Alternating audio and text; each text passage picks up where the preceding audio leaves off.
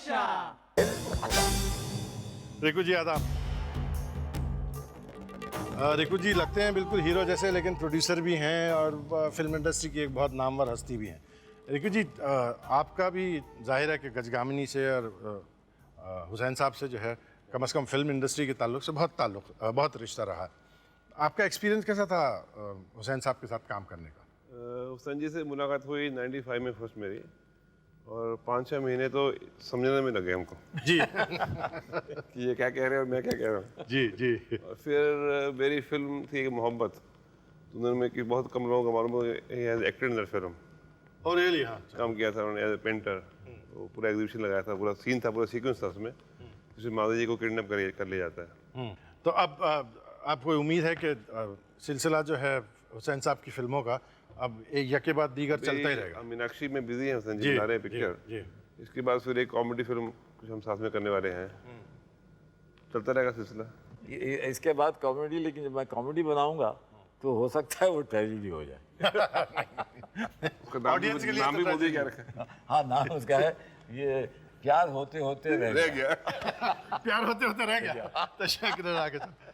एक आप यहाँ हैं हुसैन साहब, एक और शख्सियत है जो आपसे बहुत प्यार करती हैं, पर्दे से आपसे कुछ बात कर रही हैं।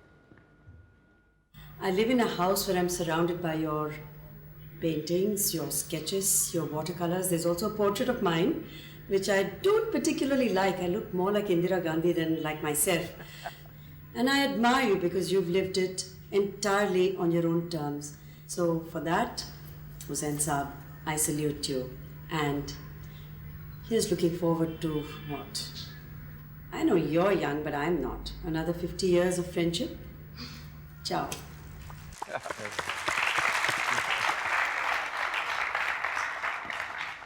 शोभा जी तो आपसे वहाँ बात करती है, एक बहुत मशहूर पेंटर हैं और ख़ुद बहुत अच्छा रेप्यूटेशन है पेंटिंग में की दुनिया में उनका। वो आपसे रूबरू मुलाकात करना चाहती हैं। मैं उनको दावत देता हूँ कि वो तशरीफ़ लाएं।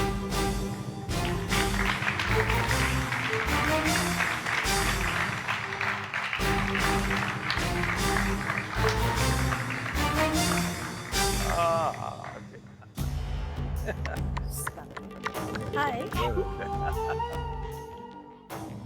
ईला पाल साहिबा बहुत मशहूर पेंटर हैं ख़ुद भी, और ईला जी ने जो है एक बड़ी अच्छी किताब हुसैन साहब पर लिखी है।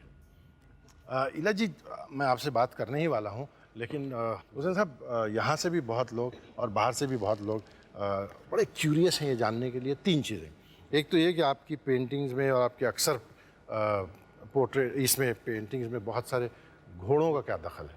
दूसरा ये कि आप खुले पैरों से क्यों घूमते हैं, और तीसरा ये कि आप ये डराने वाली छड़ी नुमा पेंट ब्रश लेके क्यों घूमते हैं। ये तीनों चीज़ों का सवाल आप दे दें और फिर ईला जी से बातें भी करते हैं। घोड़े तो भाई बहुत ही खूबसूरत जानवर है। जी। तो और फिर ये भी होता है कि घोड़े की जो पेंटिंग है, जो पेंटिंग में ज़्यादा इनिशिएशन नहीं है उनका, तो वो फ़ौरन घोड़ा पसंद कर लेते हैं। ये किस्म का ये मेरा जैसे फिल्म के अंदर प्रोमो है, ये प्रोमो है। वो तो क्वेश्चन नंबर 1 हुआ सर। अब क्वेश्चन नंबर 2। मेरे जो पैर, मैं अक्सर छोटी बस्तियों में ढाबों में जाने के बड़ा शौक़ है, तो वहाँ जब जूते नहीं जाता हूँ तो मेरी अच्छी आवभगत होती है। उसी को समझते हैं हमारा ही आदमी है। ये एक फ़ायदा है। लेकिन जब किसी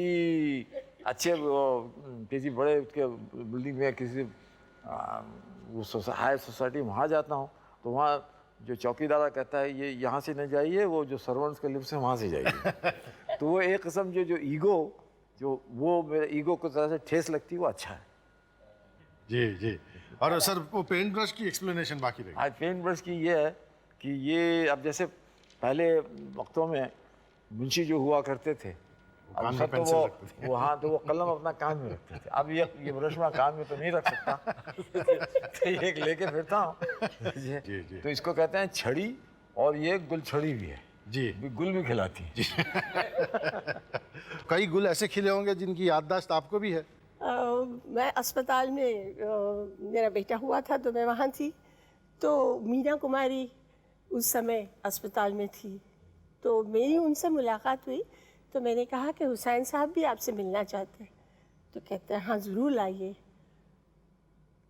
अब उन्होंने तो सोच लिया था कि आज हुसैन साहब को तो बिल्कुल शिकार करके छोड़ना है, कुछ भी हो जाए। तो बीमार होने के बावजूद उनकी वही अदा, बाल उन्होंने उस दिन खुले, आँखों में वही काजल, हुसैन साहब सामने बैठे, पान खिलाने के लिए उन्होंने पानदान खोला। हुसैन साहब कीमाम के साथ कि कीमाम के बगैर? कुछ नहीं बोले, उन्होंने कीमाम के साथ उनको पान खिला दिया। जो वो बोलती रही लेकिन एक शब्द नहीं बोले वो। फिर नीचे आए तो मेरे को बहुत गुस्सा आया, मैंने कहा ये क्या हुसैन साहब, एक शब्द नहीं निकाला आपने ज़बान से।